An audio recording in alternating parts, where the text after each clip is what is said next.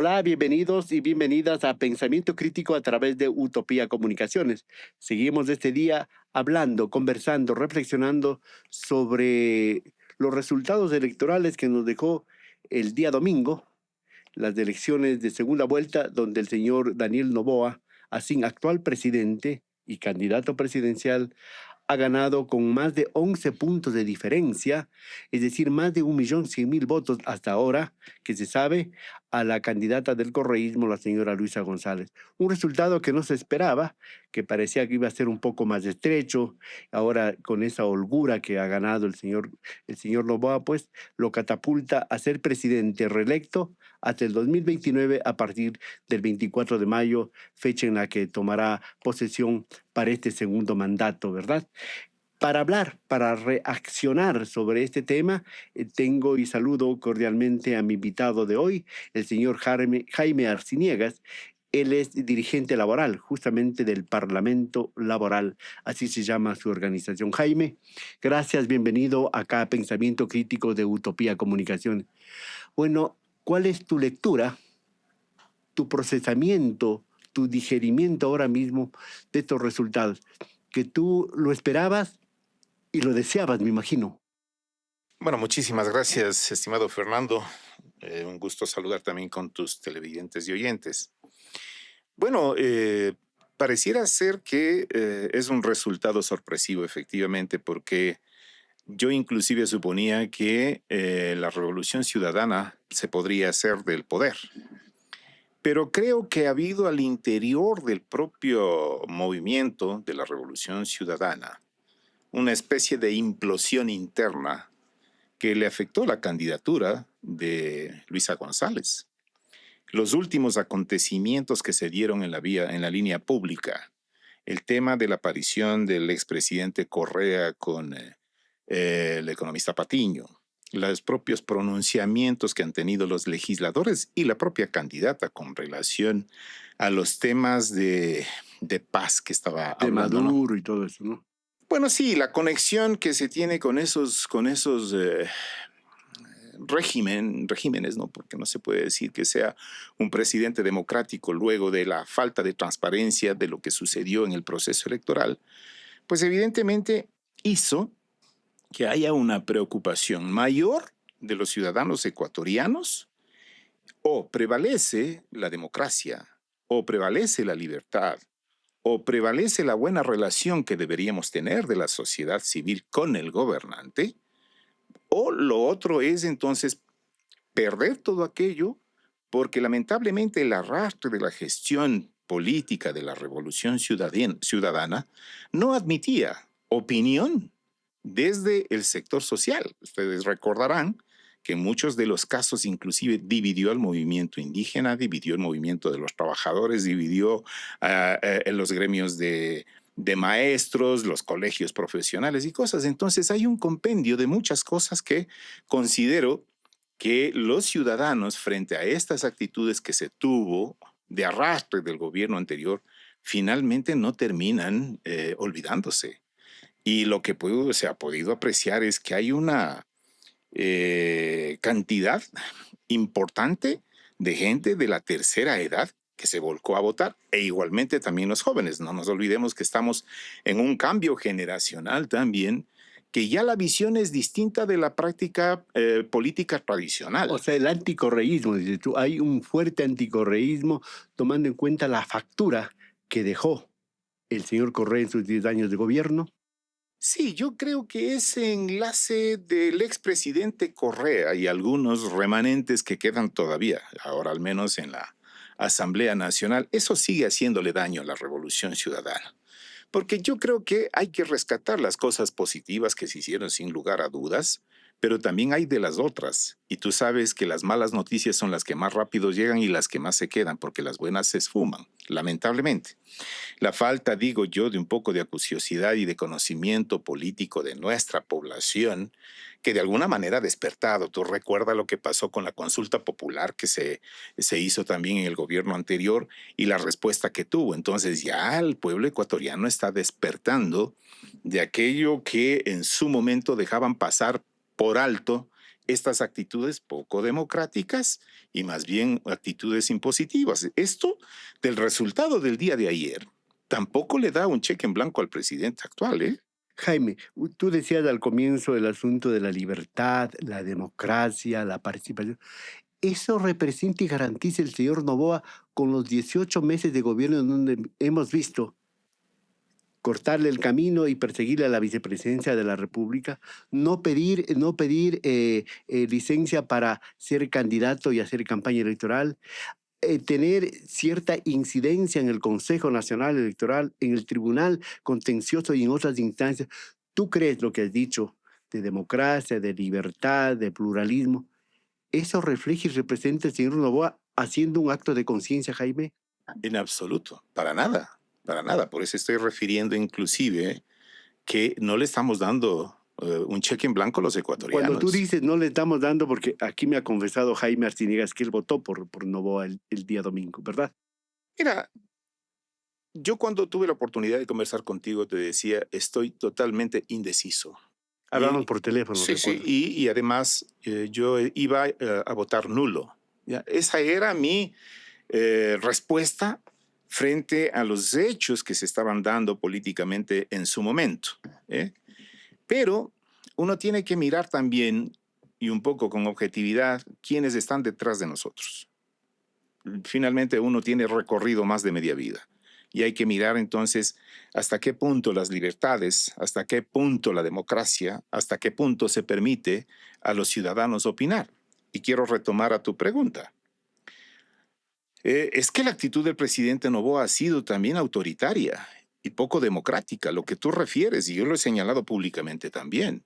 Yo creo que es momento de que él reflexione, lo repiense, porque lo hecho con la vicepresidenta de la República, de él mismo, ¿no? Exiliarle, en principio a Israel y después pretender mandarle a Turquía y todo lo demás. Esa fue una actitud autoritaria, violatoria a la norma constitucional y a la norma legal. Eso sin duda alguna. Eso ha impactado al interior de nuestra organización. Nosotros hemos analizado, hemos valorado aquello y hemos dicho que la actitud del presidente de la República no se compadece con la democracia. Eso es cierto. Pero cuando miramos entonces los dos escenarios y hacemos La balanza se retrospectivamente, inclina más a favor de Noboa, según me dices. no, no, no, no. Lo que pasa es que mirándole como ciudadano común, ¿qué pasó en el gobierno del expresidente Correa? ¿Ya? Tú tenías prácticamente el control de todos los poderes del Estado. Tú recordarás que hablaba que él es el jefe de Estado. Entonces la institucionalidad se vio cooptada desde la presidencia de la República. Tú recordarás la Corte Constitucional dirigido por Patricio Pazmiño, por ejemplo, ¿no? Y así muchas de las instituciones ¿Ahora es un poco estas. diferente o bastante diferente? ¿Cómo le ves? Yo le veo ligeramente diferente. Yo creo que la Corte O Constitucional sospechosamente diferente, dirían otros. posiblemente, pero todavía hay rezagos de quienes ejercen control de esas instituciones, ¿no? Por ejemplo, el Consejo de Participación Ciudadana es claro y evidente que ha sido también otro de los factores para que Luisa pierda. Yo en sí diría, por ejemplo, en el caso de Luisa, yo le vi bien intencionada y creo que como mujer también reflejaba la necesidad de los ecuatorianos de tener una mandataria con una visión distinta. Pero Pero lamentablemente la duda era, ¿podía sacudirse de Correa? ese es el problema y justamente allá es donde iba. El tema es que ese cordón umbilical que se tiene desde Bélgica hasta acá le sigue haciendo daño, quien quiera que vaya de candidato, mientras se ejerza la política desde el exterior acá. Las Jaime, cosas van ¿tú a ser crees un difíciles. correísmo sin Correa? Es bastante difícil, debo decirlo, ¿no? Pero tiene que alguien sacudirse. Y al sacudirse tendrían que generar nuevos liderazgos desde la Revolución Ciudadana que permita entonces ya dejar de lado la visión de conexión que se tiene desde México o desde Los Bélgica. resultados están dados, no hay opción al pataleo ni al decir que hay fraude, ¿no? Es contundente el triunfo del señor Noboa. ¿Cuál es la expectativa que tienes tú como dirigente laboral? Tú que tienes como ciudadano, como padre de familia en este país, que este país necesita un Estado presente, necesita inversión social, atención a los grandes problemas de la crisis y no necesariamente el asunto de combatir a la delincuencia organizada, la inseguridad, solamente a través de la represión, sino a través de medidas sociales, de otras medidas que ataquen un poco a la causa del problema, que apunten al asunto de controlar y de apurar el asunto financiero donde se dice que está mucha plata sucia del narcolavado, de la corrupción y de un sinnúmero de actividades reñidas con la ley y con la ética. Mira, yo creo que hace falta, y ojalá el presidente de la República, que no tengo ninguna conexión por si acaso, no, nunca he hablado con él, ni siquiera con la ministra de Trabajo, que es la que tiene o tendría relación por mi actividad. Nunca he hablado con ella, es más. Yo he hablado con niveles más bajos, más bien en función de las necesidades administrativas, no más otro. Pero yo Pero creo... si pudieras hablar, ¿qué le dirías Ah, sí, a sí, por Novoa? supuesto. A ver, mira, yo creo que lo importante sería reinstitucionalizar el diálogo.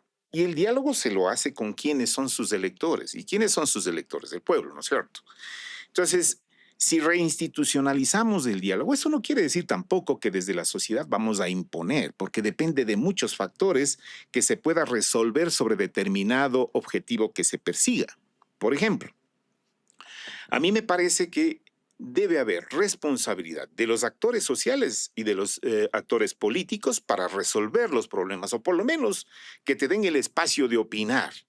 Mira, por ejemplo, en materia laboral, si tú miras las estadísticas que arrojan el tema laboral en el Ecuador, la cosa es muy compleja.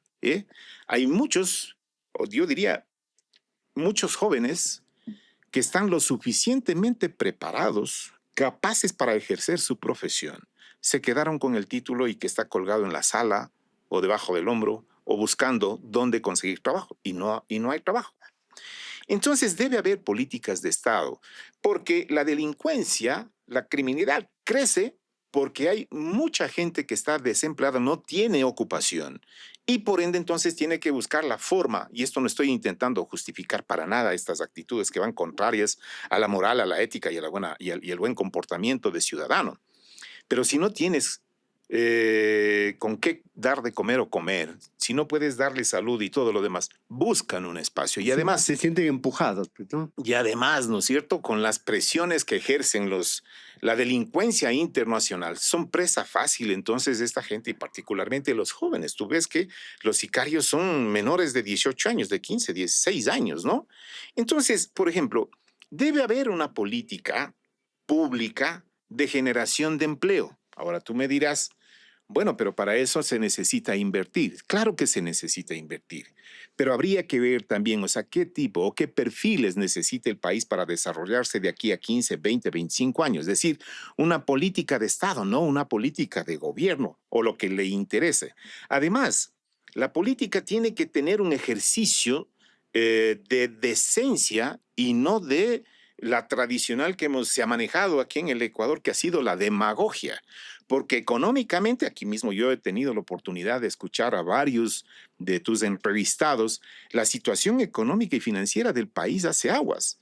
Y el tema de la seguridad social es un tema muy frágil y de muy corto tiempo que puede explotar. Pero ¿cuál ha sido la respuesta? No sé si en campaña las has oído, los bonos del presidente, esto que lo otro, plata del Estado, plata de todos nosotros utilizados Eso es en demagogia. esta campaña. Pero tú le has oído algo respecto al asunto de lo que tú dices del empleo, el asunto de la seguridad social. ¿Le has oído algo al respecto? No. ¿Aspiras a que algo vaya a hacer el señor Noboa? Mira, yo lo que aspiro es que, y él debe estar consciente, muchos de los que votaron o votamos por él, lo que vimos es un riesgo frente a lo que puede pasar. ¿El Te mal voy a menor demostrar. el que buscaron? Sí, sin duda alguna, es el mal menor. No creo, y por eso no digo que vaya a ser un gran gobierno, que aspiro que sea, sí, como buen ciudadano que soy. Y como esperamos todos los ecuatorianos que sea, o sea, buscar un derrotero que nos alivie la situación de crisis que vivimos acá. Yo le veo muy compleja. Yo digo, por ejemplo, vaya riesgos que asumen los candidatos, ¿no? A asumir la presidencia de la República cuando candidatos y para ganar. En las condiciones de endeudamiento que tiene el país y que tenemos que asignar una cantidad enorme, me parece que para este año algo así como 1.600 millones de dólares hay que pagar entre intereses de la deuda y también los montos de la deuda, ¿no?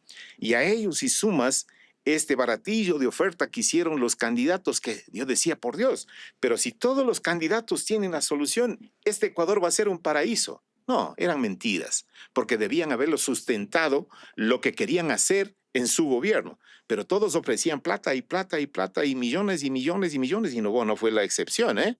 Y claro, habrá que ver entonces hasta qué punto se ejecuta eso que proyectó. Lo de los bonos, demagogia, mi estimado Fernando. Jaime, estamos conversando en Pensamiento Crítico de Utopía Comunicaciones con Jaime Arciniegas.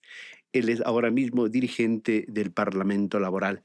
Jaime, en todo caso, el señor Noboa, mañana mismo, o el 24 de mayo, o el 25 de mayo, que ya será presidente reelecto, ¿crees que un poco mire al país, un poco deje sin eliminarlo el asunto familiar, corporativo y su condición de empresario? Eso no lo van a hacer. Tú sabes que los intereses priman y ahí tenemos que estar atentos los ecuatorianos para cuando menos hacer las denuncias y en su momento también ejercer presión desde el ámbito político, quiero decir desde la sociedad civil, ¿no? Por eso es que digo que no le hemos dado un cheque en blanco al presidente Noboa. Él debe estar consciente, yo diría él tiene que estar. Como tú dijiste algún rato, se escogió el mal menor. Y el mal menor no significa que el presidente de la República haya sido dichado de virtudes para llegar a la presidencia de la República, como sucedió en la anterior elección. Tú recordarás quién esperaba que sea presidente Daniel Noboa, ni él mismo, ¿ya? Pero llegó y ahí está. Esto es lo que tenemos. ¿Quién eligió? El pueblo ecuatoriano. Hay que respetar lo que dijo el pueblo ecuatoriano, acertados o equivocados, pero ese es el derecho que tienen los ciudadanos de ejercer su voluntad popular. Y ahora le Y que tenemos no a se él. queden ahí, pero Ah, no, por que no se supuesto. quede el sueño de los ecuatorianos por un mejor país, por empleo, por salud, por educación, que se quede estancado y atrapado el rato que mete el voto en la urna, sino tiene que expandirse y convertirse en un ser activo, propositivo y, por qué no, contestatario en un momento determinado, Jaime. Seguro. Oye, mira, nosotros la próxima semana vamos a llevar adelante un congreso de nuestra confederación, nuestra central. Y ahí están eh, tres temas que consideramos fundamentales y otros que son ya de carácter interno, ¿no? Es el tema de la reforma a la legislación laboral que han hablado muchos de los asambleístas, tanto de la Revolución Ciudadana cuanto también de ADN. Está el tema de la reforma laboral, está el tema de la generación de empleo también, y hay un tercer tema, la seguridad social. El tema de la seguridad social, por ejemplo, en las condiciones que está, queda muy poco tiempo de supervivencia. Y tenemos que analizar también, y tú eres de una generación parecida a la mía, la explosión demográfica ha cambiado. Es decir, las mujeres y los varones vivimos mucho más tiempo de vida por un lado y por otra, también el tema demográfico en relación a que las familias ahora ya casi no tienen hijos. Entonces hay que mirar también de qué manera se puede sostener la seguridad social porque necesitamos 8 trabajadores activos para financiar un pasivo o un jubilado que decimos. ¿Tú Y ahí, suscribes lo que dice el señor Peña de aumentar los años de servicio, de aumentar los aportes? Por ahí va el camino correcto para la seguridad social, Jaime. a ver, primero hay que mirar las responsabilidades que a cada uno nos compete. Los cambios demográficos no le podemos culpar al gobierno, pero sí le podemos culpar al gobierno el incumplimiento de lo que la ley le obliga a hacerlo. ¿Ya? Entonces, se puede uno reaccionar o reflejar las necesidades que tiene basado en estudios matemáticos actuariales que son cuestiones de orden técnica y habrá que revisar entonces cuál es el comportamiento demográfico que tenemos ahora, las expectativas de vida que se tienen también, ¿ya?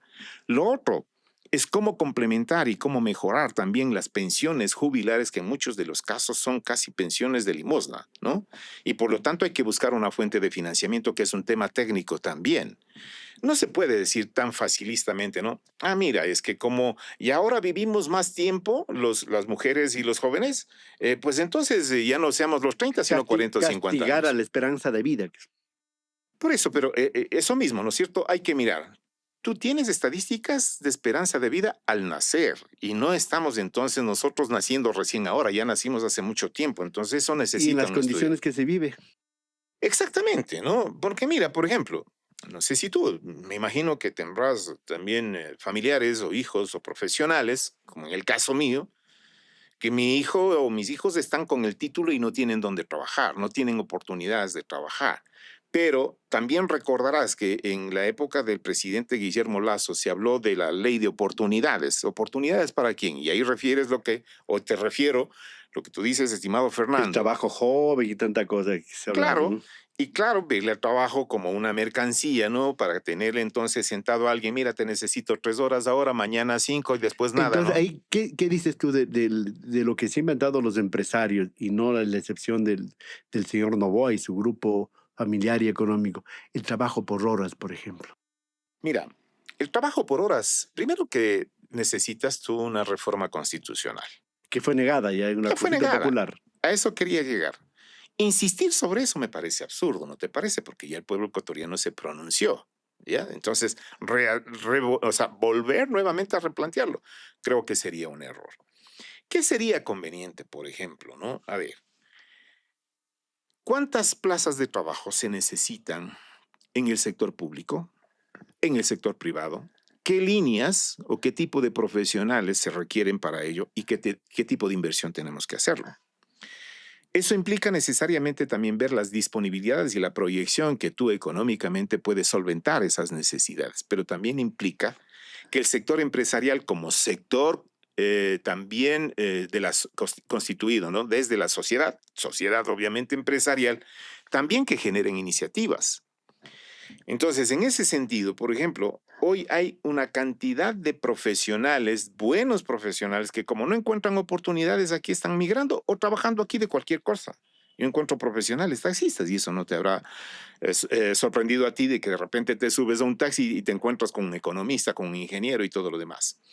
Entonces, cuando yo hablo que los gobiernos en proponer los planes de trabajo deberían ser, o sea, políticas realizables, practicables, quizá no en el corto tiempo, pero sí de aquí a 10 años, 15 años, 20 años, es decir, hacer propuestas de Estado que en el tiempo se vayan ejecutando y no solamente el periodo para el cual van a durar como gobierno.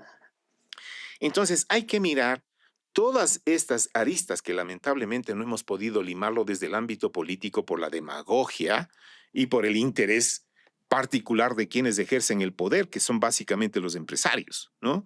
Ellos no le ven al trabajador como un ser humano, sino como unidad de negocio que hay que explotarlo. Y los Novoa en eso tienen mucha experiencia desde padre, ¿no? Recordarás lo que pasó en la Hacienda Los Álamos cuando también a los trabajadores a punta de bala le sacaron cuando hicieron una acción de carácter legal y eso ha sucedido. Eso no nos olvidamos tampoco nosotros y por eso es que vamos a tener muy presentes aquello. Jaime, y respecto a las privatizaciones, ¿qué piensas tú?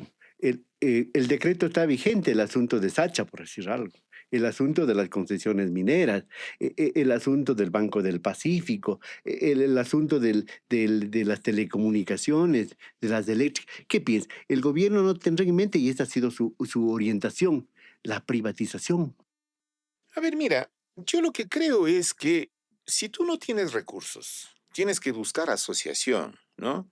Pero privatizar algo que te es rentable La gallina de los huevos de me oro, que parece se dice, torpe, ¿no? ¿no? Porque imagínate la rentabilidad que tiene, por ejemplo, el Banco del Pacífico, ¿eh? Que además de alguna manera permite regular a los bancos privados, ¿no? Porque ese es un banco del Estado, un banco público. Entonces sería una locura, ¿no? Pero si, por ejemplo, tú no tienes recursos para poder implementar nuevas energías, en el caso del sector eléctrico, por ejemplo, ¿qué tú tienes que hacer? Tú tienes que hacer un estudio de concesión y volver a lo que en su momento se hablaba de las BOT, recordarás que era construcción, operación y traspaso. Pero aquí si se pretende dar un bien, un activo o una producción simplemente para producir para ganancia, ahí tenemos que la sociedad estar muy Aquí se claros. quiere dar solo la administración y que usufructen lo que ya está instalado, lo que está producido, lo que está caminando. Mira, si yo te digo, a ver, entonces, ¿por qué no habrían buscado una administración para TAM en su momento? ¿Eh? La empresa de correos, por ejemplo. Lo que pasa es que los empresarios tienen interés de manejar eso privadamente porque es la gallina de los La huevos de oro, como pechuga, tú ¿no? dices, ¿verdad? Ya, entonces, ¿qué sería lo lógico? Lo lógico sería, donde tú no tengas posibilidad de crédito, que yo le veo bastante complejo, y estamos superando los 80.000 millones de dólares de Mucho deuda, más. mucho más, ¿no? Bueno, se habla de 80, dicen que es 90. Pero bueno, pero pongámosle eso. 93, 94 dijeron aquí. Ya, figúrate, peor todavía. Si estamos en esas condiciones de endeudamiento, es más o menos cuando tú tienes un crédito en un banco y te asfixia. ¿Qué es lo que haces? Y para pagar aquello, tengo que dejar de dar de comer a mis hijos, ¿no es cierto? O dejar de pagar servicios. Entonces, cuando tú tienes una necesidad y le ves la televisión, dice, bueno, para mi hijo está enfermo, yo le vendo la televisión. No se trata de eso, obviamente, en el Estado, ¿no? Pero sí se puede buscar entonces una inyección de recursos frescos, pero entendiéndose bien que hay que sacarle provecho a los recursos que puede generar pensando en la gente. Y cuando tú hablas de administración, por ejemplo, sí hay un choque. Hay un choque porque la administración pública ha hecho de las suyas y se ha corrompido hasta la médula. Pero debo decir, no son de los trabajadores, no son de los funcionarios de tercer o cuarto nivel. Son los funcionarios políticos que administran esas empresas. Entonces, ¿quién hace daño? Los políticos. Entonces hay que revertir que las empresas se administren desde el ámbito técnico, pensando en el país, darle réditos y recursos al país, sacar el máximo de explotación. ¿Para qué? Para que beneficie a los ciudadanos y no para que beneficie a un determinado inversionista. Que vengan no capitales golondrinas, sino capitales de riesgo a invertir en este país, para que trabajen desde el inicio. Y si es que eso produce, legítimamente van a tener su renta. Y hay otra cosa que tú decías, el asunto de los impuestos. Ah, tienen que pagar los impuestos. Pero por supuesto.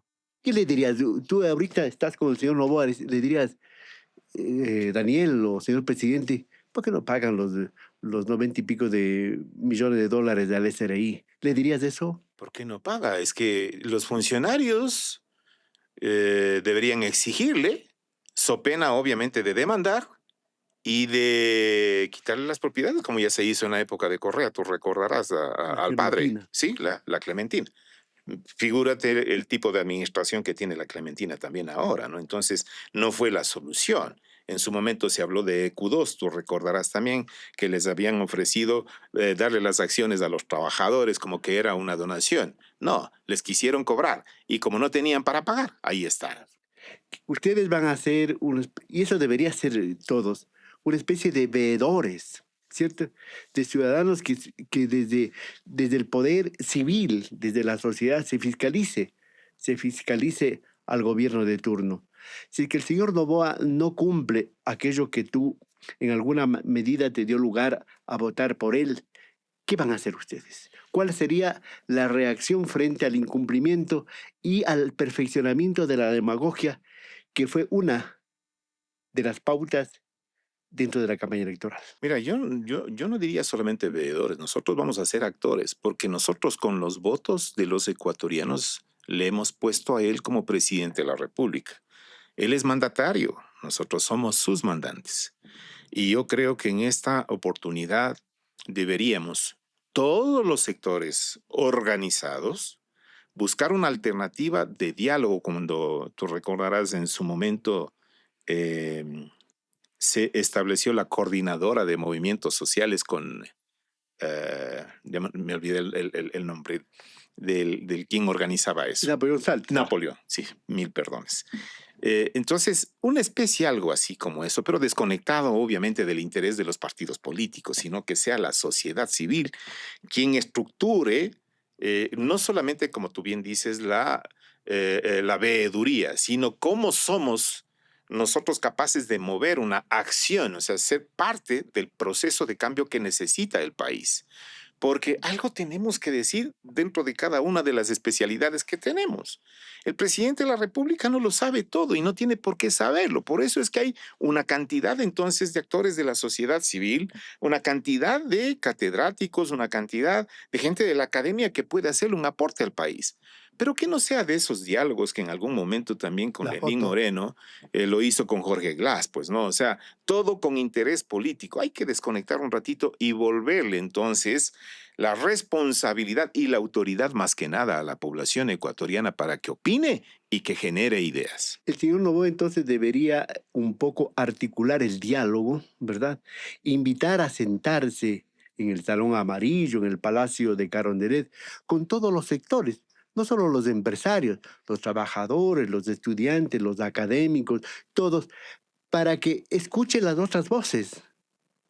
De pronto en esas voces pueden estar algunas buenas propuestas, unas buenas alternativas. Entonces, ese sería un llamado, Jaime, al presidente, al señor Daniel Noboa, que escuche, que no se encierre en ese círculo rojo, que no se cierre en esa burbuja que ha sido la constante en estos 18 meses de su gobierno. Sin duda, Fernando, sin duda. Yo aspiro que aquello sea. Yo el día de mañana tengo una reunión, si bien es cierto por unos casos particulares de trabajadores, tengo una reunión con el viceministro de Trabajo. Le voy a comentar por lo menos, ¿no es cierto?, de las consecuencias que pueden acarrear de repente si se distancia de la población que le dio el voto. Y en esa votación estoy también yo. Y yo voy a perseguir de que las cosas se empiecen a hacer lo que en democracia requerimos, es decir, la participación ciudadana, la libertad para hablar y, por supuesto, proponer, porque tampoco la sociedad civil simplemente se puede poner como en la asamblea. Nosotros estamos acostumbrados a decir, sí, ya de entrada, la oposición, decimos, ¿no es cierto? Cuando el gobierno tiene un número de legisladores que les dicen oficialistas y los otros opositores. Yo lo que creo es que ahí hay una contraparte política, pero no opositores, porque de entrada es como que ya entramos en la pelea, cuando lo lógico debería ser, y esto, por ejemplo, para la Revolución Ciudadana, ¿no? Yo creo que ellos también tienen la necesidad, ellos son actores políticos en cada una de las provincias y ahí también hay organizaciones de la sociedad civil. Deberían acercarse a esa gente que representa de alguna manera a una parte de la sociedad y preguntarle y consultarle porque también son sus mandantes. Es decir, oiga, necesitamos este tipo de ley. Eso nosotros lo vamos a hacer como parlamento, por eso te decía que la próxima semana tenemos un congreso y vamos a trabajar sobre propuestas desde el movimiento sindical, particularmente en los tres temas que te dije.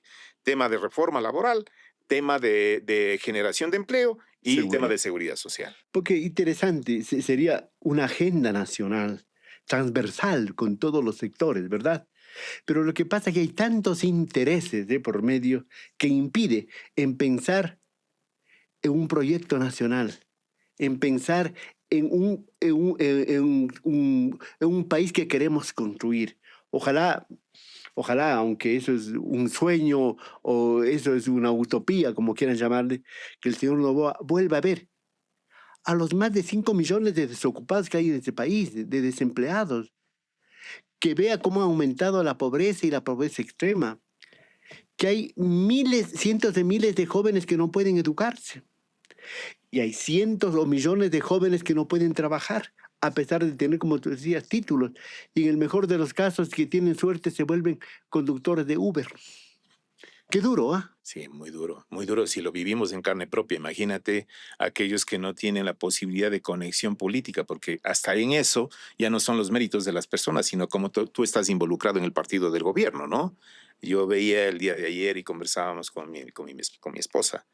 ¿Cuántos que estaban ayer con las banderitas en las calles Sin trabajo. eran del sector? No, no, eran del sector Empleados público. públicos. Claro, Empleados. empleados públicos, ¿no? Y tienen su razón también, porque dicen, bueno, si sale este gobierno, me votan a mí también, me quedo sin empleo. Es humano también aquello, pero es que el gobierno no debe pensar solamente en quienes le ayudaron a levantar la banderita o pegar En el los 18 afiche. millones de ecuatorianos. Tiene que pensarse en los 18 millones de Tú ecuatorianos, con sí. la autoridad de haber votado por Novoa, porque eres un mandante con autoridad este rato. Sí.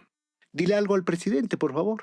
No, por supuesto. Es decir, mi voto no le vino gratuitamente como para que él se sienta un emperador en el país, ¿no? Hay normas legales que tiene que respetar Y como ya lo dije hace un momento, el respeto y el cumplimiento de la ley, de la Constitución, pasa primero por el primer mandatario. Está obligado a cumplir, tiene que dar ejemplo. Y nosotros, obviamente, en la medida que él respete la Constitución, respete nuestros derechos de ciudadanos a la libertad de opinar, a la libertad de organizarnos, estaremos. Pero si aquello sucede, o sucede lo contrario, perdón, bueno, va a tener una respuesta. Y lo que tú dices, con mi voto también ganó. Muchos me cuestionarán, muchos me criticarán, porque yo creo que el país necesita pragmatismo, es decir, qué queremos hacer y cómo podemos medir en el tiempo, porque no vivimos, lamentablemente digo, no vivimos de ideologías en los actuales momentos, vivimos de realidades y la realidad del país tan cruda es que, como tú dices, no hay empleo, no hay buenos servicios públicos y por ende entonces la desesperanza de la gente es que quiere encontrar oportunidades migrando y mira las imposibilidades que se tiene ahora con mayor razón. Entonces hay que trabajar por el país y le vamos a exigir al presidente de la República en la oportunidad que tenga de hablar con las autoridades que son naturales en el caso nuestro, que es el tema del trabajo, lo vamos a decir y voy a exigir, y con razón, porque sí, aunque sea un solo voto, lo di, que no era quizá de mi satisfacción o de mi entera voluntad, pero ese es el camino que escogimos, como yo, muchos ecuatorianos, y tenemos el derecho de exigir, porque si no, ¿para qué votamos? Muy bien, en todo caso, si es que el señor presidente no cubre esas expectativas que en cada voto se ha generado el día domingo, si no cubre esa esperanza que la gente ha depositado en él, en sus promesas, en sus cosas, le podemos ver a Jaime y a su grupo sindical y laboral en las calles de pronto. Sin duda, porque yo tengo el deber como ciudadano ecuatoriano de reclamar aquello que él ofreció y a la par también que cumpla con las políticas que todos los ecuatorianos queremos. No le estamos pidiendo inmediatismos tampoco, porque no es un mandrake o tampoco un sabio que de la noche a la mañana vaya a solucionar los problemas, ciertamente, pero tiene que haber un programa que se vaya ejecutando en el tiempo y que tangiblemente podamos ir midiendo. Entonces, no le vamos a pedir, obviamente, como digo, Milagros. milagros. No, no, no, no. Eso es imposible. Y ojalá, ni viniendo el Papa acá, podría solucionar los problemas que tiene el país y como tú bien refieres, más de 90.000 millones de dólares a cualquiera le estrangula. Pero tampoco con eso va a decir, es que esta es mi barrera que no me permite traspasar. Él sabe las condiciones que está el país y se metió a presidente sabiendo las consecuencias que tiene o que va a acarrear la administración. Y nosotros también sabemos. Que lea bien la realidad del país, que dijera esa situación, que no se embriague con el triunfo, que si hay arrogancia, la dosifique, ¿verdad? Y que mire y que regrese a ver todos los días, en cada instante, al país para buscar soluciones. Si no, este país, pues, como tú dices, lo juzgará, lo demandará, y no queremos, y no creo que el señor Noboa esté aspirando a que en su lápida le pongan alguna vez, cuando le toque, sepulturero del Ecuador. Querido Jaime, ¿alguna reflexión final para terminar? No, mira, agradecerte y la oportunidad que tienes mm, de permitir nuestra opinión ante el público y decir las cosas como se los he dicho el día de hoy. Quizá una reflexión mayor es que toda la gente que votó por él esté pendiente y aquella que no votó con mayor razón. Entonces, todos somos ecuatorianos, todos necesitamos vivir bien, vivir en paz, vivir con tranquilidad y no con lo que está sucediendo ahora mismo, ¿no? Y por tanto, augurar la mejor de no diría suertes, porque la suerte es eso, ¿no? Yo diría más bien que se maneje con criterio, pensando en las necesidades de la gente y no pensando en el interés particular por legítimo que podría ser, pero primero tiene que pensar en la gente y que somos nosotros sus mandantes y como tal vamos a exigirle al presidente.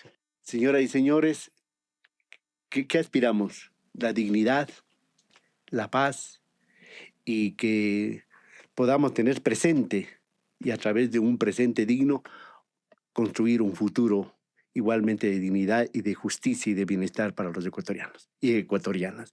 Señoras y señores, agradezco a mi invitado de hoy, el señor Jaime Arciniegas, dirigente sindical del Parlamento Laboral de nuestro país. que seguiremos hablando, seguiremos reaccionando sobre estos resultados electorales y luego ya de la composición de su gabinete y de las políticas que vaya implementando, porque queremos de todo corazón que nuestro país sea digno, sea justo, sea libre y con todas las oportunidades para todos los ecuatorianos y ecuatorianas. Señoras y señores, muchas gracias. Hasta la próxima.